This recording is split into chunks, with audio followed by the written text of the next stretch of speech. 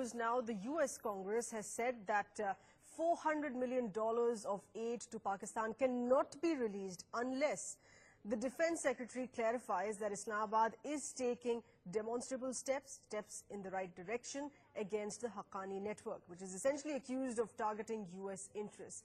Passed by the Senate by 92 to 7 votes just yesterday, the 2017 National Defence Authorisation Act imposes 4 conditions on Pakistan to be eligible for those funds. A fund totaling to amount of $400 million in aid and $900 million of the Coalition Support Fund. Now, the 2017 bill there has been sent to the President to be signed into a law, putting those conditions for sending out those funds to Pakistan. Some of these conditions it includes are that Pakistan must demonstrate its commitment to prevent the Haqqani group from using its territory and moving along the Pak-Afghan border. The US has also now demanded the arrest of the Haqqani leader, and further the US has cautioned Pakistan against using arms to persecute ethnic and minority groups. US is also losing their patience against Pakistan because Pakistan continues to indulge in terrorism. Therefore, the statement made and the release of $400 million being conditional is an important step by the US government.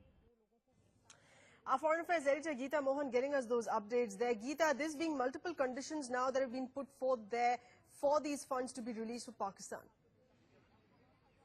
Well, that's right. 92 to 7 is the voting that we've seen in the U.S. Congress and the Senate. And that goes to show the kind of importance the United States of America is attaching to the fight against terrorism, and the fact that Pakistan has not been really intent in fighting the terror networks that exist in Pakistan, and particularly in the AFPAC region, that affects America more.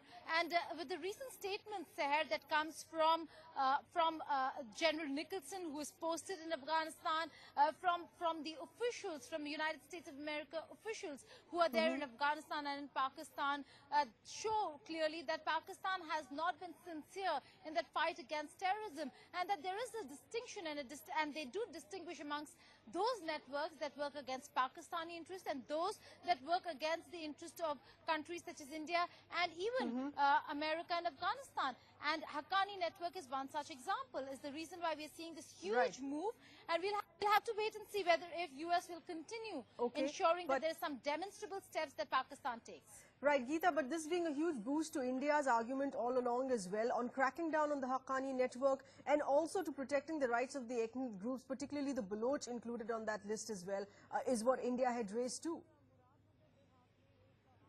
Absolutely. We see a lot of convergence of interests and convergence of ideas in fighting terror.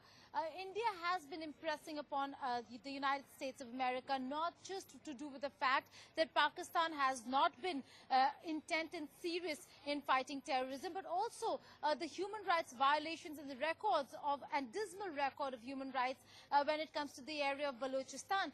And is the reason why we're seeing that now with the United States of America, including these areas, goes to show that there is a lot of importance that US is attaching to concerns that countries in the region have. Afghanistan, Pashtunistan, Balochistan are areas that they also have been discussing with the United States of America, and will continue to do that. So it is not just about India and the inputs that India has given to US or that US takes from India. It's also inputs that particularly Afghanistan gives to the United States of America, and that has has been taken into account. The reason why we see this very stern statement and an action coming in from the United States. But Geeta, what possible demonstrable steps can Pakistan really show? Because in this case, of course, they surely stand exposed, 92 to 7 being a huge majority there in the US Congress voting in favor of making these funds conditional to Pakistan.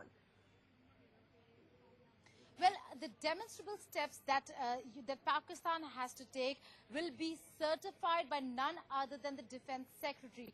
the Defense Secretary, in this case Ashton Carter, will have to certify that Pakistan has done and shown demonstrable action against terror networks within Pakistan. And that would mean, very specifically they've mentioned Haqqani network, because that's one organization that has worked against the interests of US and has hit out at US installations in Afghanistan, has also hit out at people and their forces in Afghanistan. The Haqqani network, we're talking about terror networks that work against Indian and foreign, that's the international forces, their forces and the installations also in Afghanistan. So the demonstrable action will be one, to start rooting out terrorism, to start rooting out the terror training camps that exist in the AFPAC region, allowed and abetted by the Pakistani establishment and the army, and also to ensure that Pakistan then starts not just rooting out these terror networks and start working against them, but also starts taking action against those leaders who are the prized assets in Pakistan. Once that deliverable starts happening in terms of taking action against the leaders, against the terror organizations and dismantling terror infrastructure, that's what would mean demonstrable action and steps by Pakistan. And it would have to be certified by the Defense Secretary of the United States of America for the Congress and for the Senate to really be convinced in order to give and release the 400 But Geeta, also help us understand on how this works out as a favorable step there for India as well, as far as our security in the region there is concerned. The security scenario for India and for Afghanistan, these are the two countries that are very grievously affected by what happens in Pakistan.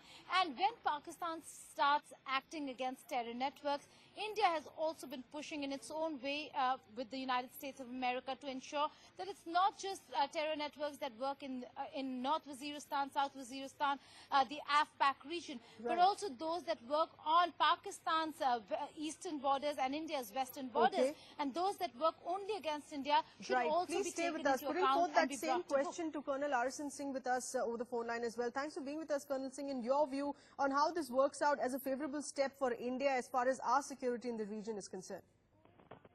No, obviously, I mean, we have seen in the past, the Americans going soft on some terror groups like Lashkar-e-Taiba and Jaish-e-Mohammed. It is only recently that, they have started, attending to our concerns. But this is a very welcome step. Remember that as far as Pakistan is concerned, there can be no non-state actors without state patronage in the name of religion. It is very clear the state has been using, has misconstrued or misused Islam to produce jihadis, through these various, groups that I mentioned. Right. And, well, I think if we only hope that it straightens Pakistan and compels them to introspect. Okay. General G.D. Bakshi, do you think this is going to work out in sending out a stern message here to Pakistan to essentially behave? The matter is that the American dependency on Pakistan, which Pakistan was trying to exploit to the hilt, has been severely curtailed because of the fact that the bulk of the American troops has withdrawn from Afghanistan. So Pakistan cannot hope to exploit and twist the tail of the Americans to eke out more money and weapons and funds, etc. And with the election of Donald Trump, whose worldview is markedly different, who is very, very much opposed to what they call now Islamic, political Islamic terrorism and political Islam. So with that new worldview coming to ascendancy in Washington, this is going to be quite a change scenario for Pakistan.